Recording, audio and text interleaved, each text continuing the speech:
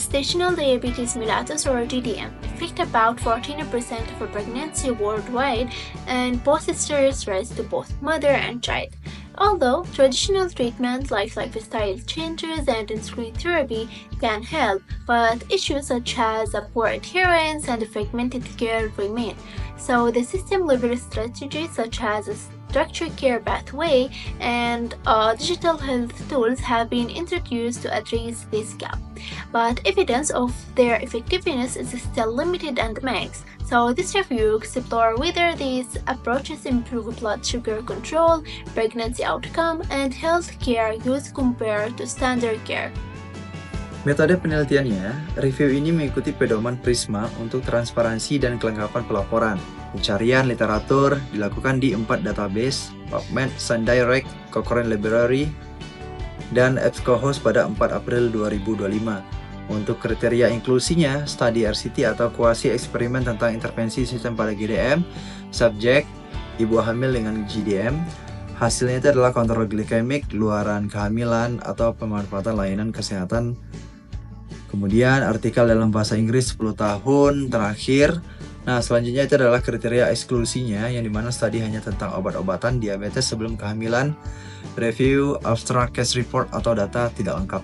Nah, selanjutnya adalah ekstrak data yang dimana dilakukan 2 penelaah secara mandiri menggunakan lembar standar Excel meliputi desain studi, populasi, jenis intervensi, luaran, juga pendanaan. Selanjutnya adalah penilaian kualitas yang dimana 5 RCT dinilai dengan ROB 2 dan 3 studi non-RCT dinilai dengan Robbins 1. Setelah melalui proses penyaringan, 8 uji coba terkontrol acak memenuhi kriteria inklusi dan juga eksklusi. Penelitian ini dilakukan di berbagai negara seperti Australia, Maroko, Israel, AS, Inggris, dan juga Tiongkok. Karakteristik masing-masing studi dapat dilihat pada tabel nomor 2. Risiko bias pada studi yang disertai nilai menggunakan alat ROB pada gambar 1. 6 studi menunjukkan risiko bias rendah pada domain proses pengacakan D1, data hasil yang hilang D3, dan pemilihan hasil D4. Namun, ada masalah pada domain penyimpangan dan intervensi D2 dan pengukuran hasil D4. Meskipun demikian, tidak ada studi yang memiliki risiko bias tinggi, sehingga semua studi dianggap metodologis dapat diterima.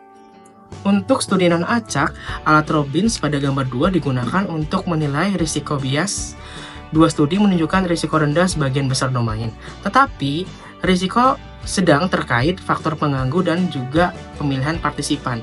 Secara keseluruhan, kedua studi ini memiliki kualitas metodologi yang dapat diterima untuk mendukung temuan tinjauan. 6 studies have implemented digital and remote approaches in the management of GDM. These interventions utilize technologies such as smartphone applications, web-based platforms, and digital communication systems. For instance, Fernfield et al. Used the Mother app to enable personalized health data logging and access to educational materials, which clinicians could review during visits. Liu et al. Utilized a WeChat group to deliver nutritional information every 3 days and reminders for postpartum glucose screening. Mirenberg et al. Applied a smartphone app allowing patients to log glucose readings and receive tailored clinical feedback. Similarly, Homeco et al. Used its MyHealth File, a secure web-based system for direct data sharing and personalized provider responses. Makilop et al. Developed the GDM Health app monitored remotely by a diabetes midwife who provided feedback and alerts, reducing the need for in-person visits.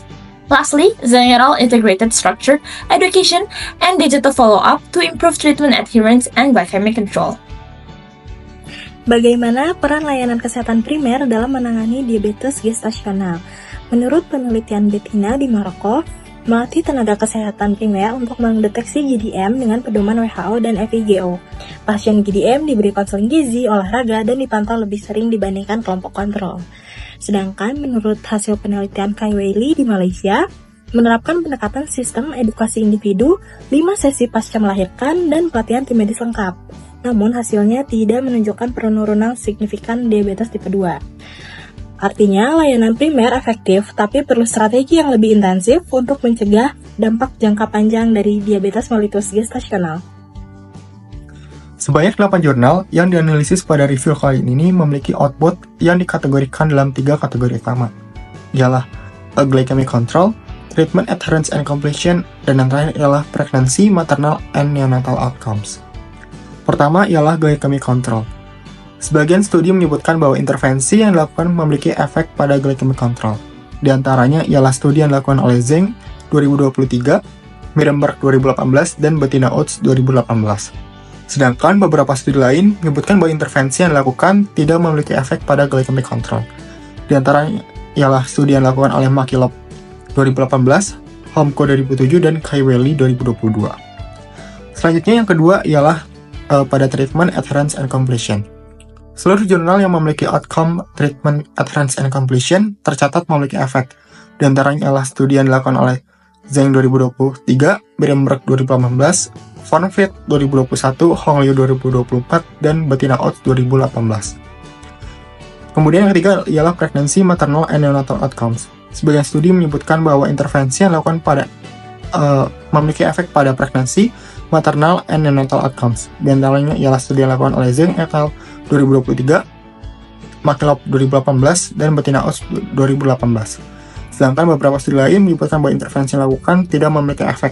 Di antaranya ialah studi yang dilakukan oleh Mirenberg 2018 dan Homko 2007. Lalu, bagaimana efek dari intervensi digital jarak jauh terhadap manajemen pasien dengan gestational diabetes mellitus or GDM? Beberapa studi menggunakan platform mobile, telemedicine, dan sistem pelaporan digital untuk menjaga komunikasi antara dokter dan pasien secara jarak jauh. Pendekatan ini memungkinkan follow-up yang lebih rutin, meningkatkan kepatuhan pengobatan, dan juga membantu kontrol glikemik serta hasil kehamilan yang lebih baik. Namun, tidak semua studi menunjukkan hasil yang konsisten. Beberapa kendala yang muncul antara lain seperti kurangnya data terhadap pola makan dan aktivitas fisik pasien, keterbatasan akses pasien terhadap teknologi seperti smartphone, dan juga serta beban rumah tangga yang menghambat partisipasi dari pasien itu sendiri. Studi yang paling berhasil ternyata menggabungkan intervensi digital dengan dukungan diet, olahraga, psikologis, dan edukasi saat follow-up. Artinya, untuk hasil yang optimal, intervensi digital perlu dirancang secara menyeluruh dan disesuaikan dengan kebutuhan serta keterbatasan pasien. Gestational diabetes mellitus atau diabetes saat kehamilan bisa dikelola lebih baik jika ditangani langsung di layanan kesehatan primer. Hasilnya terlihat nyata ketika petugas antenatal mendapatkan pelatihan, didukung alat diagnostik dan edukasi yang sesuai dengan konteksnya. Ibu hamil mendapatkan pendampingan nutrisi, aktivitas fisik, dan kontrol rutin yang membantu menurunkan risiko bayi besar, serta menyeimbangkan kadar gula darah. Namun edukasi saja tidak cukup untuk mencegah diabetes tipe 2 setelah melahirkan. Faktor-faktor seperti motivasi, gaya hidup pasca melahirkan, dan rendahnya keterlibatan bisa jadi penghambat. Maka dibutuhkan pendekatan yang lebih intensif, personal, dan berkelanjutan. Kesimpulannya, layanan primer punya peran yang penting, tapi dampak jangka panjang hanya tercapai jika dikomunikasikan dengan dukungan komunitas, teknologi, dan pendekatan kesehatan seumur hidup bagi ibu. Salah satu kekuatan utama pada penelitian ini adalah perspektif uniknya sebagai studi pertama yang membandingkan antara intervensi kesehatan digital dan juga jarak jauh dengan intervensi langsung dari perawatan primer dalam pengelolaan GDM. Pendekatan ini memberikan wawasan yang baru dan juga panduan praktis bagi tenaga kesehatan. Selain itu juga banyak studi yang dianalisis mencakup seluruh masa kehamilan hingga persalinan, memungkinkan adanya evaluasi hasil jangka pendek dan juga jangka panjang. Namun, ulasan ini juga memiliki keterbatasan. Beberapa studi menunjukkan resiko W sedang, terutama karena tidak memungkinkan dilakukannya penyamaran atau blinding pada peserta atau penyedia layanan. Hal ini bisa mempengaruhi perilaku atau juga pelaporan hasil. Selain itu juga terdapat variasi desain studi, RCT atau Randomized Control Trials, dan juga cohort, menimbulkan perbedaan metodologis yang dapat mempengaruhi konsistensi dan juga kekuatan kesimpulan. Conclusion yang bisa diambil adalah baik intervensi berbasis perawatan digital dan juga primer menawarkan dukungan yang penting untuk mengelola diabetes gestasional.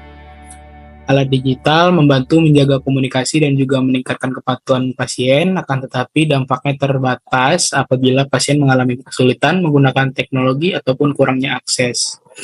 Di sisi lain, intervensi perawatan primer efektif untuk pendidikan dan juga dukungan awal, tapi mereka mungkin tidak cukup untuk menciptakan perubahan jangka panjang tanpa adanya tindak lanjut yang tepat. Sebagai kesimpulan, pendekatan gabungan menggunakan alat digital dan juga dukungan perawatan primer merupakan hal yang paling efektif Dengan cara ini, pasien dapat menerima perawatan yang lebih lengkap, mudah diakses, dan juga berkelanjutan sepanjang kehamilan dan juga seterusnya.